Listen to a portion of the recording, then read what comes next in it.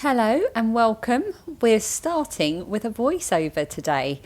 I'm taking you on a little lunchtime walk around the grounds of the hospital where I work on a beautiful, cold, sunny January Wednesday. And I want to talk in this vlog about my love of walking and some of my walking plans for the year ahead. Can you see all those squirrels enjoying that sunbeam there? They weren't aware of me, so I was able to watch them for quite a while.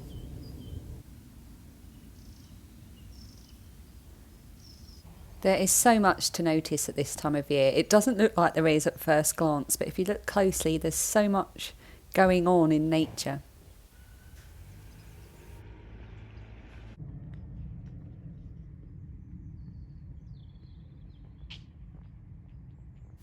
So as we move into dusk and on into evening, I want to talk about something I love to do at this time of year, which is walking in the dark in the early evening. And January is the perfect month for this. Obviously, ensure it's safe to do so. I walk the same residential streets I walk in the spring and summer whilst Lilia's in her flute lesson. So here's me having a little chat to you, and I'll come back with the voiceover in a moment. I'm probably going to go in and out of focus here, and you're not really going to be able to see me. I'm on a nighttime walk now. Lilia's in her flute lesson. It's about 6:30 in the evening. I'm on residential streets. It's very quiet. The odd dog walker, people coming home from work. The sound of the motorway in the distance. And if I'm very lucky, people have left their blinds open and I get to have a look inside, and that's my favourite bit. Walking at night.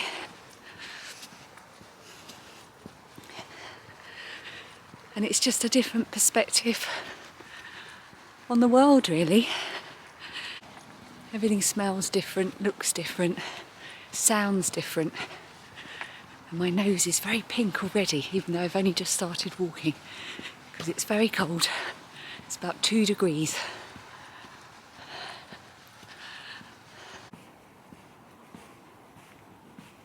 What I love about walking at this time of day in the winter is that it gives you a chance to be on the outside of life.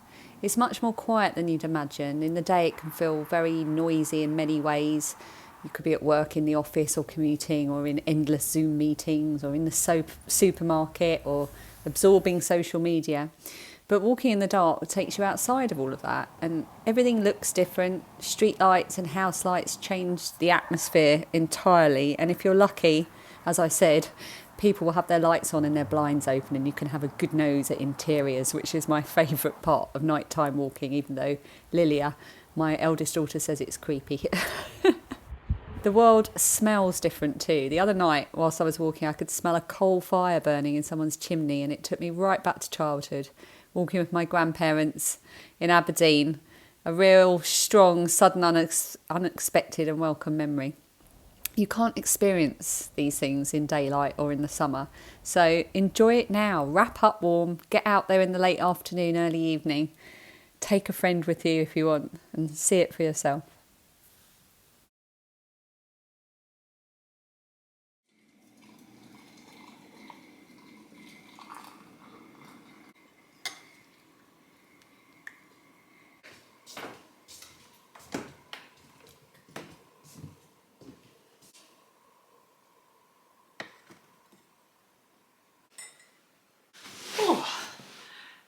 I am all warm on the sofa.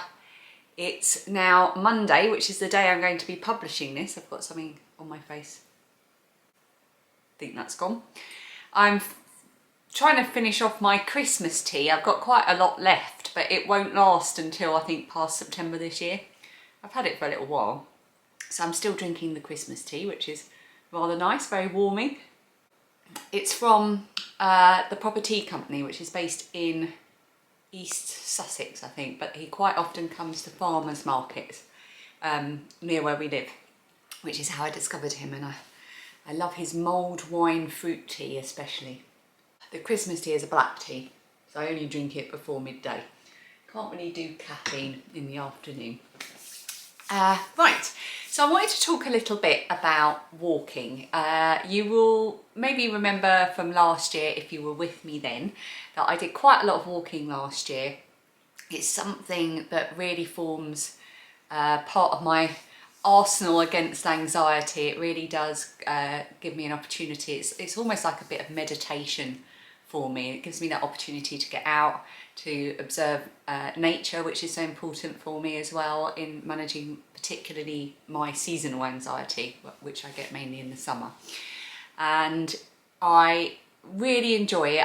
If I get the opportunity to walk in my daily life, like for example when I go to the post office, I do it, and I film it quite often when I do that. But I really love getting out for longer walks. And although we did do that a couple of times last year, I really want to make a bit of a walking plan for this year for just myself, but also mainly for my husband and myself, to get out and do these longer walks throughout the year, and maybe have a bit of a goal that we could work towards over the coming months, over 2022. So one of the things, I've made some notes. One of the long walks that my husband and I did last year was just at the beginning of, just before the kids broke up for the summer holidays. We had a really lovely long walk, and we walked part of the Viking coastal trail, which is a long coastal based trail that runs around the coast of Kent, where we live in southeast England. And we walked from the seaside town of Margate all the way to Ramsgate. It was about 8 or 9 miles, and we did it in a really leisurely way. It was absolutely wonderful. And as part of that walk, we took some lunch with us. We walked some of it on roads, we walked some of it along the beaches, and we stopped for lunch. And there was one particular point in that walk. We'd stopped for lunch, we'd had a bit of a chat to the camera, and then we continued on our walk. And when we looked back at where we'd been sitting in the most spectacular location, right on the edge of a cliff. And it wasn't apparent from the path because there was a fence and then some foliage and then there was the sea, and it was a lovely view, but it wasn't apparent just how spectacular that location was. So something Dan has done, and he's been talking about doing for a while, because my cousin has a drone, and we had a look at that when we were in Scotland last year, and it really sort of captured both of our imaginations. And we were saying if we had had a drone at that point, we could have filmed exactly where we were sitting to have our very sad looking packed lunch. It would have made it a lot more impressive. So one of the things we've done is invest, and we have bought a drone. We haven't flown it yet. We haven't had the time to get across to our local open space and give it a test run. And we would like to do maybe that walk again and take the drone with us to give you a completely different perspective on the location. So we definitely want to do some of that this year, some drone filming. And there are other walks as well in Kent that I would really like to complete, or at least start to complete sections of, with a view to completing the full thing over a period of time. So we have the Saxon Shoreway, which is a 160-mile route. It runs from Gravesend in Kent to Hastings in Sussex. It covers marshland, it goes right past the White Cliffs of Dover, it goes through nature reserves, areas of outstanding natural beauty, and it looks amazing. And I would really like to do some nice long walks along there. There's another route that I would like to do, I don't know if it has a particular name, but you can walk from Faversham, which is a beautiful Kentish market town, to the seaside town of Whitstable, which I love. And I'm thinking I might want to do that walk on my birthday this year, if it's long enough. Otherwise we might do one of the longer ones. And the other walk that we've got in Kent is a 28-mile walk. It's called the Midway Valley Walk, and it runs from Tunbridge to Rochester. So it's not a coastal one, but it takes in a lot of historic Kent, and I would really love to at least start to complete that one this year as well. So I'm going to do some proper little planning of walks, some research, and really learn about the walks around us and a bit further afield that we want to do. And something that I would like to recommend, actually, a website that I discovered, which you might enjoy if you're not in England, because it's quite interesting to see. But if you are in England, there's a website called shewalksinengland.com. Her name's Zoe, and her hobby is walking. and she writes about the walks that she does, and they're really, really helpful to, in fact, I consulted that website before, well, it's a blog really, before we did our Margate to Ramsgate walk. And she's got walks, loads and loads of walks, really detailed with pictures in the southeast of England, southwest and north England as well. And it's a really lovely website, and her writing style is very funny, and I really, really enjoy it. It's really worth looking at if you're in England and you're looking for some walking inspiration. And if you are going to be doing some walking, do let me know, because it would be nice to know what walks you're doing and whether it's something that you enjoy. And when I'm walking on my own to the post office, for example, when I'm not filming, I love to listen to podcasts, particularly, or audiobooks, particularly non-fiction and nature-based for when I'm out walking. Last year in 2021, I listened to Back to Nature, which is by Chris Packham, the nature writer and zoologist, and his stepdaughter, Megan McCubbin. And I listened to Back to Nature as I was walking. I remember I can sort of picture the weather, the smells and everything just by thinking about that book.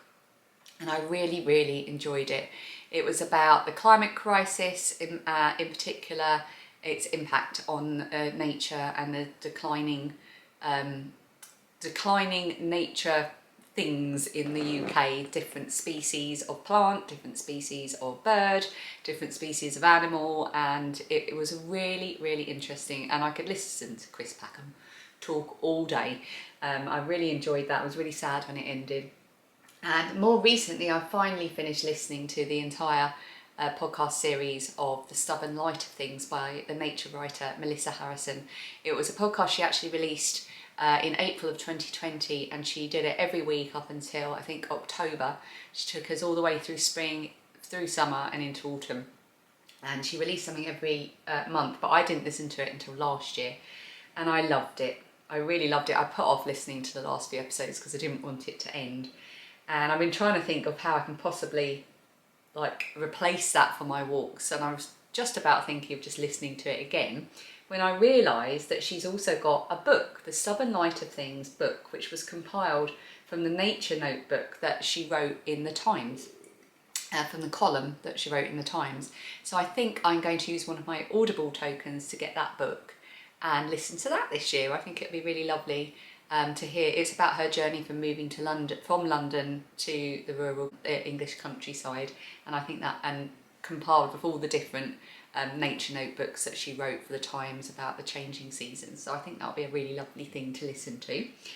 And the other thing I might try and listen to is the podcast As the Season Turns. It's presented by Leah Leendertz, who is the author of the almanac that you hear me talking about all the time, the seasonal guide to the year here where I live.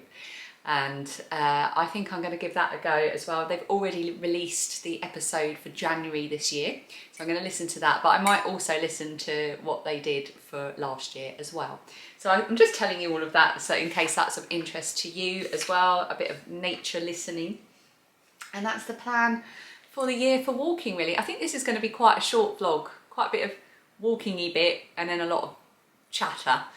And that is because I've been doing a lot of filming this past week for my knitting and crochet channel. I've been filming a whip vlog, a work in progress vlog, sorry. I've been filming an actual podcast. I've been putting together notes for drawing prizes for the knit along I had, the Strictly Sock Along before Christmas, and doing lots of other things like that. So I kind of can't believe it's Monday again already. So I'm going to go and drink my tea and edit this nonsense together. And I hope you've enjoyed this little mini vlog for this week, and I'll see you again next time. And so I walk, and I keep on walking.